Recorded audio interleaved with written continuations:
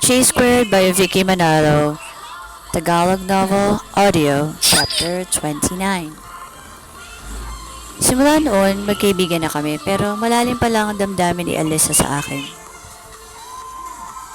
Naging selosa siya at lahat na lang na tumatabi yung nakikipagkaibigan sa akin, inilalayo niya sa akin o sinisiraan niya ako sa kanila. Kaya nagalit ako at iniwan ang grupo. Pero namimiss ko rin siya kasi di naman siya ganito ka-possessive noon.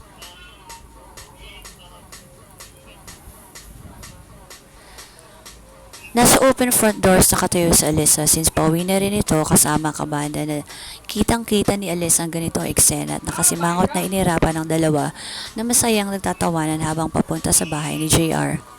Siniko ni Jean si Alyssa since nauna na umalis ang magjowa na sina Casey at Bree.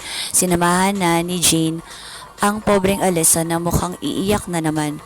Halika na nga, punta tayo sa Star Karaoke para maglibang, ani Jean at singhal na umuo ang dalaga. Marami kami sa pamilya at mahirap ang buhay sa Saturn. Ilan lang ang maayos o masarap na buhay dahil sa kung hindi mayroong business ay pinanganak na mayaman o may pinagkakakitaan ng kanilang pamilya. Kaya masagana ito, kwento ni Aling Nana.